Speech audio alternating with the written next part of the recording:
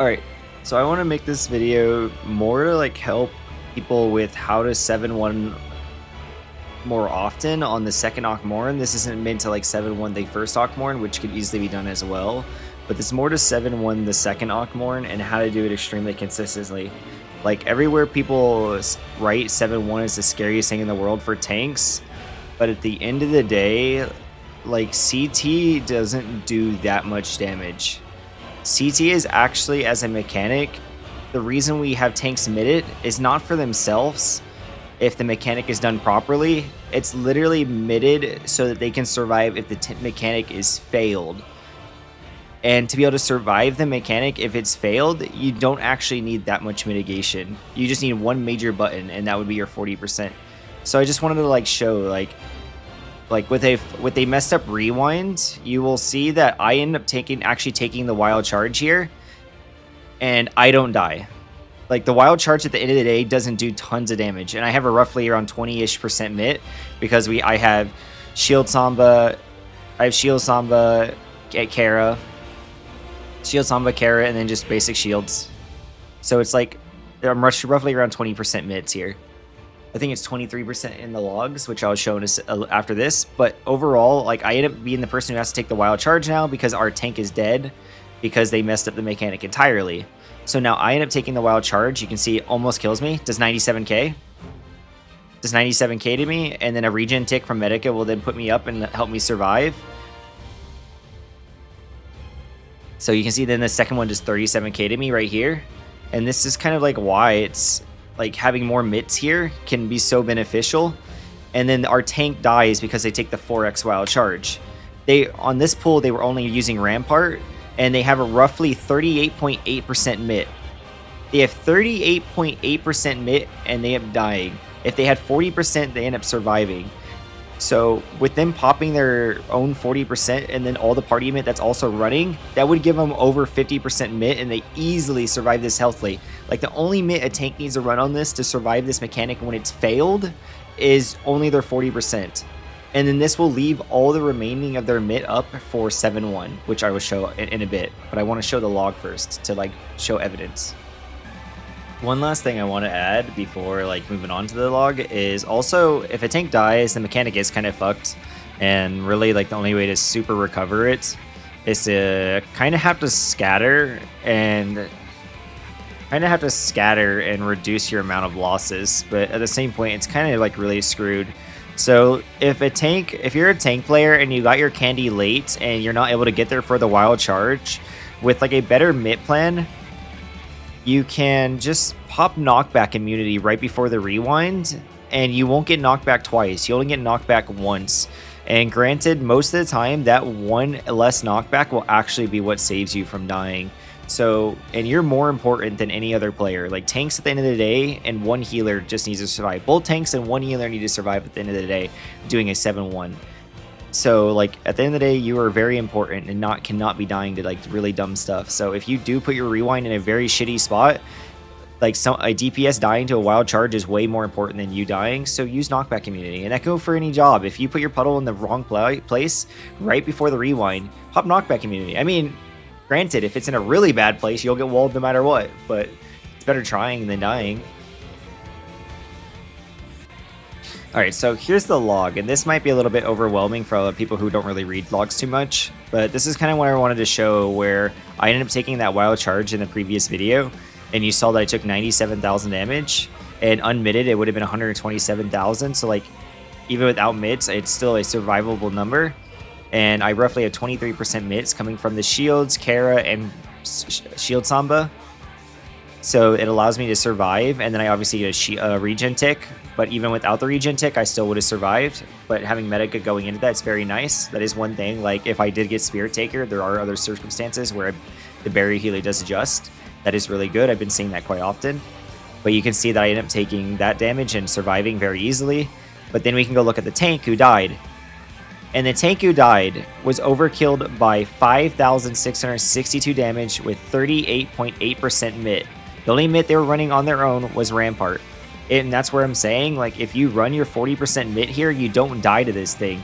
This is where people are saying this is the scariest tank buster in the game. You've got to overmit this thing really badly, and then you can't 7-1 because of it. That is not true. At the end of the day, just running a 40% mit along with party mit coming from Shield Samba and Kara, because we don't need those on Akh Morns anymore. We now have Kara and Shield Samba here. So this would roughly be over 50% mit, and this would not be a 5,000 overkill. This would save a run. This would legitimately save a run, and then you would have dead players, because the whole circumstance of you taking this bonus damage because the mechanic has failed is probably because someone's dead, and then Akh Morn's gonna hit like a fucking truck. So 7-1 is like the perfect recovery. Just having a better mid plan can save this. So just a tank should be popping only their 40%, and then they send the rest of their mid and 7-1 it, so that they can actually be able to do this. Even 1-1 would be viable, but it's like whatever. 7-1 barely does any damage, but you can just do 7-1 here, and the only mit you need for this is 40%. 40%, and then you have your party mit, and you survive this easily. Alright, so this footage right here is from the next day with the same tank. You will see we did teach them how to mit 7-1 properly, and they swapped to it, and we ended up never having any issues with it. And this actually ended up saving a lot more runs. Like this isn't a pool where like 7-1 actually saved a run, but this is to show like just how much damage it like ends up helping out at the end of the day. So a tank popping popping just only their 40% here, you will see how much damage on the warrior. It barely does any damage to them. They end up taking like no damage when the mechanics actually handled properly. So then we can stack into 7-1.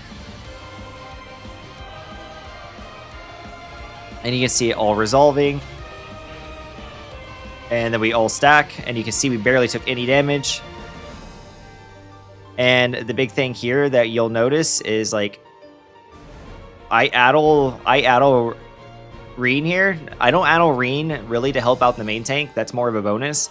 But I will addle Reen here for the Mornafa. And you can see I actually don't addle on this pool until actually the Mornafa. And this is just to make sure the Mornafa doesn't murder us, because Reen is the one casting the Mornafa. So just by putting mitigations on her, you can really secure that you don't die to this. And then you can also put like some like short mits or whatever on this to try to like help out. But this Mornafa is like super survivable to a certain degree, just with short mits and stuff. But overall, if you just stare at June's HP for this entire Akh Morn, you can see like this is running everything except for 40%. Everything but except for 40%. And you can see that they barely get chunked. It literally hits less than an Akh Morn in DSR. And this is not even running a 40%. So this is why I'm heavily recommending this. Because like I'm not giving a good example for a run it saved, but it has saved more runs doing 7-1 than not doing 7-1. I have lost so many runs in Party Finder where we end up doing a 4-3 split or a 3-3 split or a 4-2 split or any of those type of splits because we're missing people that died in CT, and doing a 5-1, 6-1, 4-1 would be miles more viable than trying to remain the light parties. So it's just that has saved so many more runs like in a Party Finder environment.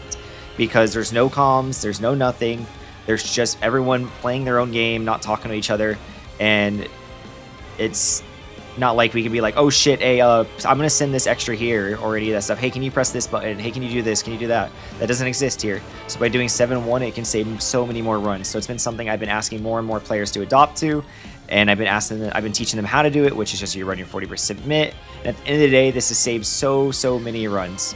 And then this allows you to put more party mit into CT, which putting more party mit into CT allows tank like DPS to take wild charges. So then the tank can pop knockback immunity if they fucked up, and it's not the end of a run. And instead of being like having to worry about like dying because they took a party member dying because they took the wild charge, they can pop knockback immunity, and then they don't die to the knockbacks, stuff like that, where you can just like start adding more and more backup plans, which can allow runs to succeed. But the amount of runs I've lost because of 4-4 is way higher, way higher than 7-1.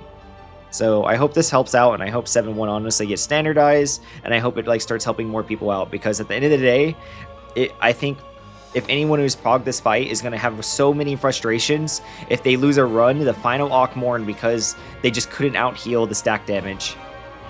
And I think people will end up enjoying it tons and tons more, because if you've ever had a dead healer and you're trying to heal a 4-3 stack, like a dead barrier or a dead pier and you're trying to heal a 4-3 stack, it is miserable. And you can't even res your barrier into it because these go through res invulns. So I really hope this helps out, and I hope people like will start to do like adjust to 7-1 and not be scared of it, because people are trying to write it off as the devil when it's really not that bad. I really hope people adjust. But I hope you enjoy. Thanks for watching, and until next time.